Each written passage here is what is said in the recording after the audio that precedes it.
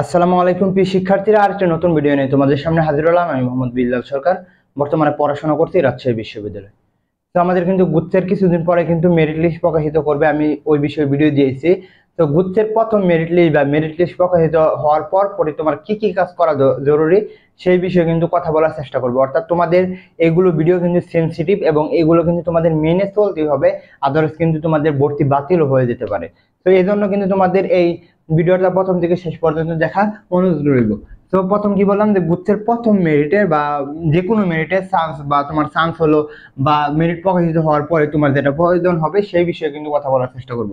অর্থাৎ মনে করো তুমি গুচ্ছের প্রথম মেরিট দিলে, তুমি চান্স মনে করো তুমি চান্স পেলে বা পেলে না, সেক্ষেত্রে তোমাকে যেটা করতে হবে, মনে করো তুমি যদি চান্স পেয়ে যাও, যদি প্রথম পার্টির কথা বলি, যদি তুমি চান্স পেয়ে যাও তোমার যেটা করতে হবে, তুমি যদি চান্স পেয়ে যাও তোমার প্রথমে যেটা করতে হবে 5,000 টাকা দিয়ে কিন্তু নির্ধারণ করতে হবে। অর্থাৎ তোমার মনে করো তুমি শেখ হাসিনা বিশ্ববিদ্যালয়ে ভর্তি হলে ওইখানে হচ্ছে তারা 15,000 টাকা ধরছে, অর্থাৎ 15K টাকা ধরছে।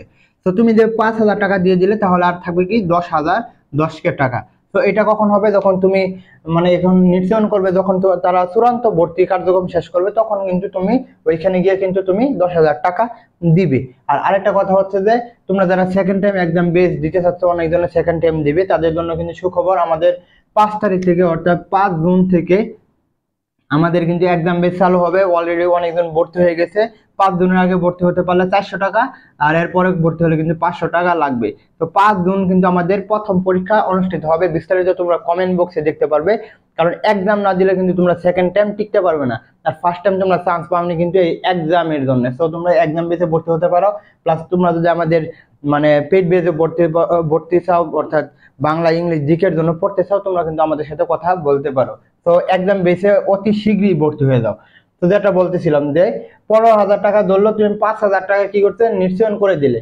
তো নিশ্চয়ন করার পরে থাকবে কত, 10,000 টাকা থাকবে। এই 10,000 টাকা যখন শেখ হাসিনা বিশ্ববিদ্যালয় বা তুমি যে কোনো বিশ্ববিদ্যালয়ে ভর্তি হলে সেই বিশ্ববিদ্যালয়ে যখন চূড়ান্ত ভাবে ভর্তি নেবে তখন কিন্তু তুমি 10,000 টাকা ওইখানে জমা দিবে। আরেকটা যেটা হবে সেটা হচ্ছে যে এইখানে যেটা করতে হবে, তুমি চান্স পেয়ে যাও মাইগ্রেশন। মনে করো তুমি জগন্নাথ বিশ্ববিদ্যালয়ে পড়বে, তাহলে তোমার আসলে কি খুলনা ইউনিভার্সিটি, এর উপর আছে কি জগন্নাথ ইউনিভার্সিটি। তো তোমার তখন যেটা করতে হবে মাইগ্রেশনটা 1 রাখতে হবে। তুমি যদি মাইগ্রেশন 1 রাখো তাহলে কিন্তু তোমার জগন্নাথ বিশ্ববিদ্যালয়ে আসার একটি পসিবিলিটি থাকবে। আদারওয়াইজ মনে করো তুমি খুলনা বিশ্ববিদ্যালয়ে থাকবে আর কোথাও যাবে না, তাহলে তোমার কি করতে হবে, মাইগ্রেশন অফ করতে হবে। এটা হচ্ছে যারা চান্স পাবে, এটা হচ্ছে তাদের ক্ষেত্রে। আর একটা হচ্ছে যে না পেলে কি করণীয়টা দেখো। না পেলে যেটা করতে হবে, জানি যে আমরা গুচ্ছের মধ্যে মোটামুটি 4টা কিন্তু মানে 4টা কি দিবে, 4টা মেরিট দিবে। এই 4টা মেরিটের মধ্যে কিন্তু তোমার জন্য অপেক্ষা অবশ্যই করতে হবে। যদি তুমি 4টা মেরিটের পর যদি সিট খালি থাকে তাহলে তোমার গণবিজ্ঞপ্তি তোমার দিতে হবে, মানে তারা দিবে।